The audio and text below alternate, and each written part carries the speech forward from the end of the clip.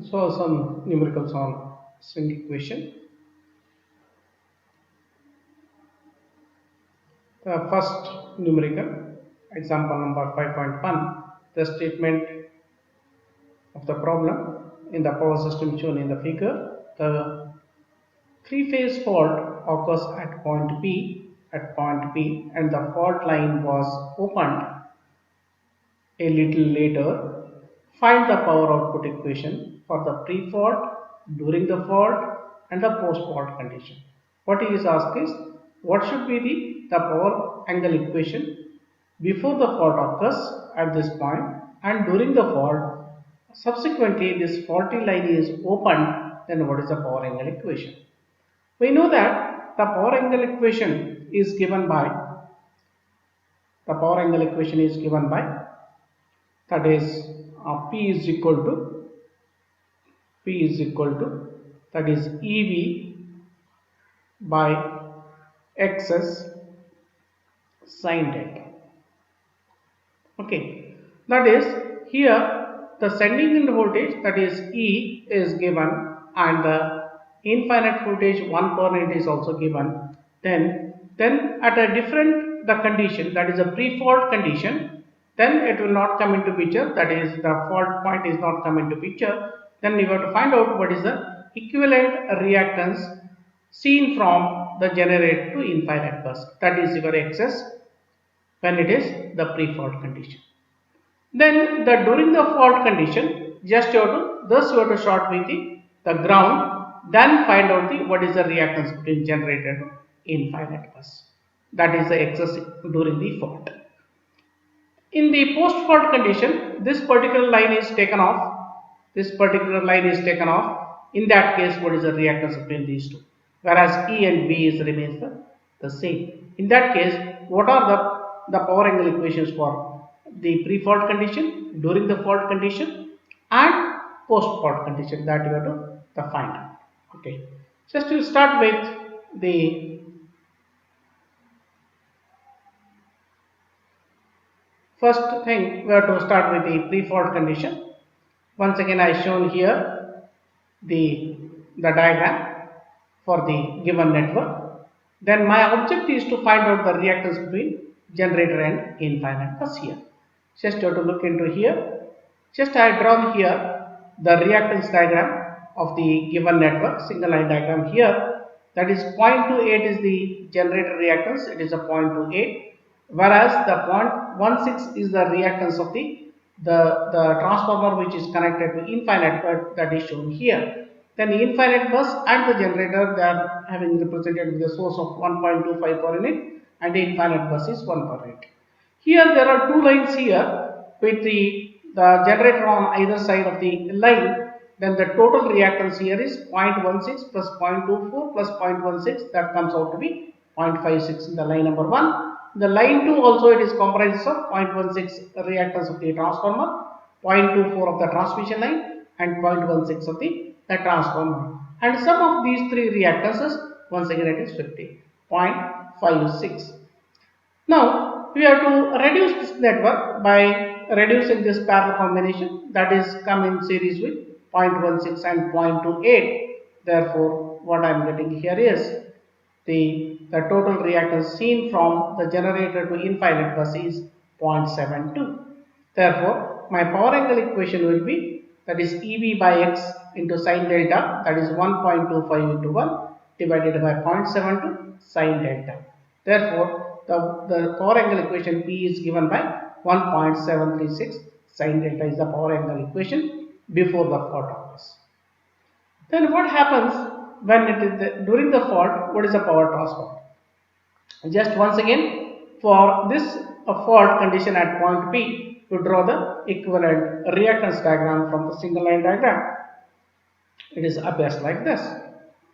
Here once again the 0.28 is the generator reactance and the 0.16 that of the transformer which is connected to infinite bus, and the line 1 is intact here. As such, there is no fault on the line number 1. It is comprised of 0.16, 0.24 and 0.16 of the reactance of the transformer as well as the transmission line. That comes out to be 0.56. The fault is occurring soon after the transformer is the line number 2. Therefore, the 0.16 of the transformer is shown here. Then after the fault, then the two reactances they are coming to picture. One is of the transmission line, the another one is the transformer 0.16. The sum of 0.24 plus 0.16 is 0.4. This is how I draw the diagram for the given network during the fault condition. Just I am redrawing this figure. Just I am redrawing the figure, keeping 0.28 as it is. Between this and this point, between these two buses, the reactance of 0.56. Therefore, I shown here between these two means it is a 0.56. Just you have to observe very carefully, or you can mark with the letterings here. You can write this as A, this as point B, and this as point C here. Here I mark this as A, B, this is point C. You can see here between A and B we have got a 0.56. Between A and B it is 0.56. Between B and C 0.4. Between B and C it is 0.4. Between A and C it is 0.16. Between A and C it is 0.16. This is how I am redrawing the figure so that it is resembling the delta connection. It is resembling the delta connection. Now this delta connection is converted into the star connection. So that what I am interested is the reactance which is seen from the generator to infinite bus. Just you have to look into this. Just I am converting this delta connection into a star connection here.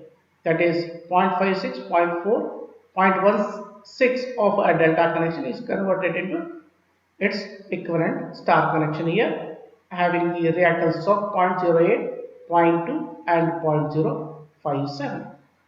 Then if you have to reduce this network once again, you can see here 0.28 and 0.08 are coming series, whereas 0.2 and 0.16 are coming series. Therefore, I am reducing the network and I will redraw the circuit here. That is, this is what I am getting here. That is, I am combining this. Once again, this is the star connection. That is 0.28 plus 0.08, there is a one leg.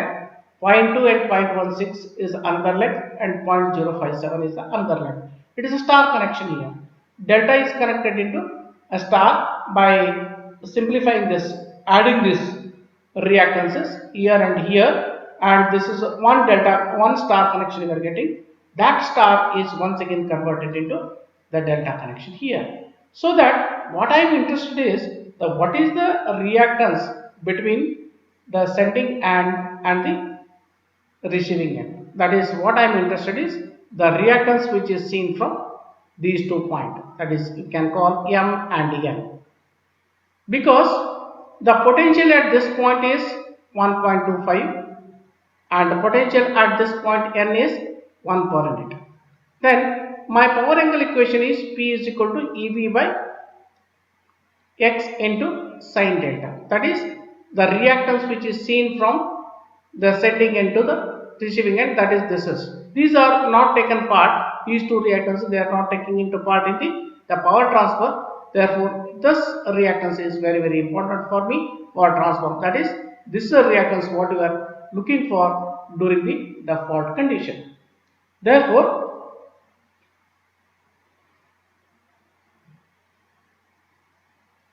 power angle equation during this condition as just I will write as EV by X, E into V divided by X into sin delta, that is 1.25 into 1 divided by 2.99 sin delta, that is we are getting 0.418 sin delta. You can see here this is before the fault, it is during the fault. Then we have to look into the post fault condition. Here that is a faulty line is taken off totally, that is a faulty point is totally taken off. That is only the left out is transmission line with the two transformer, that is 0.56, the transformer which is connected to infinite bus, and generate reactance of 0.28. Now the reactance seen from the between the G and the infinite bus, that is generator and infinite bus, is sum of 0.28, 0.56 and 0.16. Therefore my power angle equation will be, that is P is equal to 1.25 into 1 divided by 1, that is sum of 0.28, 0.56 plus 0.16, that comes out to be 1 per unit into sine delta, that is 1.25 sine delta. Now looking into these three the power angle equations, just I am drawing here the power angle, the curves during the fault, before the fault and post fault condition. You can look into here. Before the fault, before the fault, it's strongly written here, it is before the pre-fault condition, it is a pre-fault condition, that is this is meant for pre-fault condition, pre-fault condition, pre-fault condition, we have got 1.76 sine delta. Then once there is a fault is occurring, your the power angle characteristics will fall down because the power capacity is reduced to 0.418. Okay, that is during the fault condition, during the fault. Subsequently, when the fault is clear, the fault is cleared, then it is post fault condition. It is a post fault condition. That is post fault. That is, once the fault is clear, when the fault is clear, then what I am getting is P is equal to 1.25 sine delta. These are the power angle curves what I am getting, that is the during the fault, then the before the fault and after the fault is cleared. That is what you are observing here. The observation what you are made is, in the healthy condition the power transfer capacity is having its maximum extent. During the fault it is drastically down because of the fault condition. Subsequently the fault is cleared, then there is an improvement of the power transfer capability, that is equal to 1.25 sine delta, what we are seeing here after the fault is cleared. This is how we have to analyze the numerical during the fault condition, before the fault and after the fault condition. Then we will take up the another numerical here. A 2-pole 50 Hz 11 kV turbo alternator has a rating of 100 megawatt, 0.85 power factor, lagging. The rotor has a moment of inertia of 10,000 kg meter square. Calculate H and M. Here the I is given, that is moment of inertia, that is 10,000 kg meter square. Then Ns is equal to 3000 rpm, because you can calculate what is the value of the Ns, that is Ns is given by 120 F by P. Both the P and F of the machine is given, just you have to substitute so that you can get the what is the value of the Ns. Then the G is the capacity of the generator you have to find out, because here what is given is 100 megawatt, 0.8 power factor. Therefore, how you have to get from the megawatt to kVA, that is MVA is equal to megawatt divided by the power factor. Just I am making the same thing here, so that what I am getting the value of the G, the value of the G. Once we know the value of I, Z, then you have to find out the angular, the velocity, that is 2 pi ns by 60, that is what we are getting is 100 pi. It is 100 pi. Just have to put the value of ns in this, we are getting 100 pi. Okay. Then we know the formula for the stored energy. It is half m into omega, or it is half I omega square. It is a half. It is angular momentum into angular velocity, or it is half, it is the moment of inertia into the angular velocity square, that is half I omega square. It is a stored energy. Just like our the normal energy, that is a potential energy, is half mv square. Here it is a potential, it is a stored energy. It is a stored energy. It is half I omega square. You have to substitute the value of I is given, whereas the omega is also you are calculated. Then what we are getting here is, it is 493.48 megajoules is the stored energy what you are getting. Then once if you are getting the stored energy, then you go for the calculation of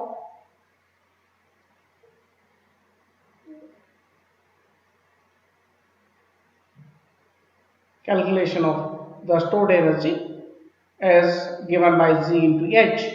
Then we know the value of G, we know the value of stored energy, so that you can calculate the comfortably what is the value of H. H is the stored energy divided by Z, that is stored energy were calculated 493.48 megajoules, whereas G is your 117.64 MVA. You can observe here both in the numerator and the denominator you have got a mega get cancelled, that is also it is expressed as 4.1948 megajoules per MVA. That is the value of H you are getting, that is the inertia constant you are getting H. Then our objective is to find out what is the value of M, that is M is GH by 180 into F. If you are putting 180 here, then you are getting in the electrical degree. If you are putting, instead of 180, if you are putting pi, then you are getting radian. Okay, therefore G is known, that is 117.64 MVA. H is already calculated, 4.1948. 180, 50 is the frequency, so that the value of M is getting 0.0548 megajoules per second per electrical degree.